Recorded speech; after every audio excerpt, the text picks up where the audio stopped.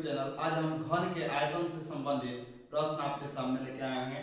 जैसे कि आप देख रहे हैं, क्वेश्चन है दो घनों जिसमें से प्रत्येक का आयतन 64 सेंटीमीटर क्यूब है।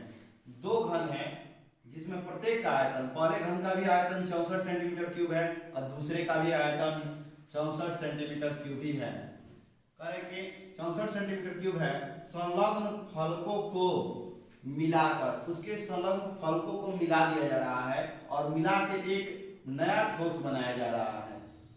इससे प्राप्त जब हम दोनों घनों को मिला देंगे तो एक घनाभ प्राप्त होगा और यही घनाभ का पृष्ठीय क्षेत्रफल ज्ञात करना है। अगर हम चित्र के द्वारा देखें तो ये हमारा अगर पहला घन बन गया, जैसे कि ये हमारा देख रहे हैं कि ये पहला घन है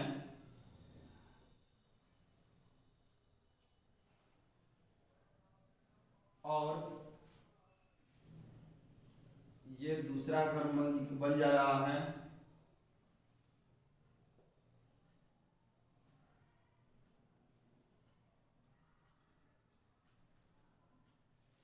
आप देख रहे हैं कि दो घन हैं और दोनों का आयतन दे दिया है 64 सेंटीमीटर क्यूब। ये पहले घन का भी आयतन है, ये हमारा पहला घन है, ये हमारा दूसरा घन है। लिखेंगे पहले घन का आयतन बराबर 64 सेंटीमीटर क्यूब। तो पृष्ठीय क्षेत्रफल निकालने के लिए, नया घनाभ का पृष्ठीय क्षेत्रफल निकालने के लिए सबसे पहले इन दोनों घनों का भुजा हम निकालेंगे, साइड निकालेंगे कि साइड कितना आ रहा है। तो हम जानते हैं कि घन का आयतन बराबर होता है a क्यूब। घन का आयतन की जगह पे लिखे हैं a क्यूब, 64 सेंटीमीटर क्यूब के बराबर है। तो यहाँ हम लिख देंगे 64 सेंटीमीटर क्यूब, या a बराबर हो जाएगा क्यूब रूट 64। 64 का क्यूब रूट हम लोग निकालेंगे तो 64 की जगह पे हम लोग लिख सकते हैं 4 गुणे 4 गुणे 4, या a बराबर आ जाएगा 4 सेंटीमीटर। पहले घन का आयतन दे दिया है तो भुजा निकल गया, लिखेंगे इसलिए घन की भुजा बराबर 4 सेंटीमीटर। पहले घन की भी भुजा आ जाएगी 4 सेंटीमीटर, दूसरे घन की भी भुजा, प्रत्येक भुजा 4-4 सेंटीमीटर का हो जाएगा। यानी कि हमारा प्रत्येक भुजा 4 सेंटीमीटर का होगा।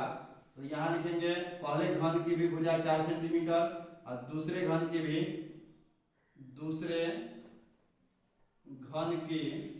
प्रत्येक भुजा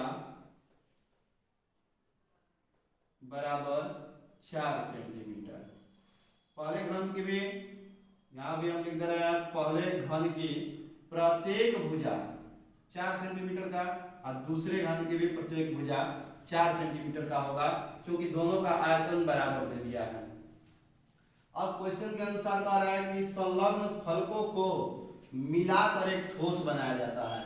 ये जो फलके हैं इन दोनों को मिला दिया जा रहा है। तो जो मिलाएंगे तो देखेंगे ये हमारा पहला घन हुआ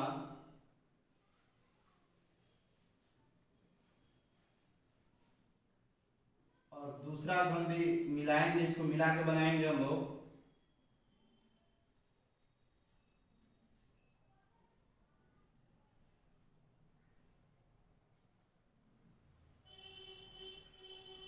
ये हमारा दूसरा घन भी हो गया। यानी दोनों को जब कॉम्बो हम कर रहे हैं, मिला रहे हैं, तो एक हमारा घनाभ बन रहा है। ये हमारा घनाभ है, जिसमें यहां से हम देख रहे थे कि भुजा जो था 4 सेंटीमीटर का था।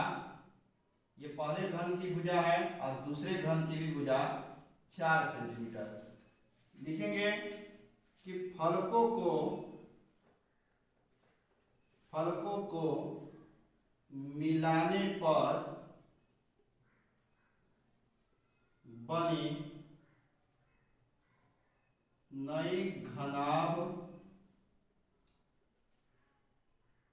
की लंबाई कितना होगा। तो पहले हम देख रहे हैं कि पहला जो घन है इसका भुजा 4 सेंटीमीटर का अभी हम निकाले थे और दूसरे घन का भी 4 सेंटीमीटर निकाले थे। तो ये भी 4 है और ये भी 4 है। तो अगर टोटल लेंथ देखा जाए तो लंबाई हमारा 4 + 4 बराबर 8 सेंटीमीटर लंबा हो जाएगा। चौड़ाई हमारा 4 ही सेंटीमीटर का होगा और जो ऊंचाई है ये भी हमारा ऊंचाई 4 सेंटीमीटर का ही होगा। तो हमारे पास लंबाई भी निकल गया, चौड़ाई भी निकल गया और ऊंचाई भी निकल गया। और हमको निकालना है घनाभ का पृष्ठीय क्षेत्रफल। तो लिखेंगे कि घनाभ का पृष्ठीय क्षेत्रफल बराबर घनाभ का पृष्ठीय क्षेत्रफल बराबर 2 कोष्ठ में LB BH + HL होता है, जहां L लंबाई है, B हमारा चौड़ाई है, H हमारा ऊंचाई है। तो हम 2L के जगह पे हम लिखेंगे 8 सेंटीमीटर, B की जगह पे हम लिखेंगे 4 सेंटीमीटर, 8 × 4 प्लस B × H है यानी कि 4 × 4 लिख देंगे प्लस H × L है। तो ऊंचाई हमारा 4 है और लंबाई हमारा 8 है, तो लिखेंगे 4 × 8। 2 कोष्ठ में ये हो जाएगा 4 × 32 प्लस 4 × 16 प्लस ये 4 × 32। अब इसको हम जोड़ देंगे तो 2 और 6 8, 8 और 2 10 के 0, 3 और 1 4, 4 और 3 7 और 1 8। 80 में 2 से गुणा कर देंगे तो आएगा 160 सेंटीमीटर स्क्वायर। यही हमारा इस घनाभ का वक्र पृष्ठीय क्षेत्रफल या पृष्ठीय क्षेत्रफल ये बोलेंगे इसको, यह आएगा 160 सेंटीमीटर स्क्वायर। यह हमारा पृष्ठीय क्षेत्रफल होगा घनाभ का 160 सेंटीमीटर स्क्वायर। यह हमारा आंसर हो जाएगा। Thank you.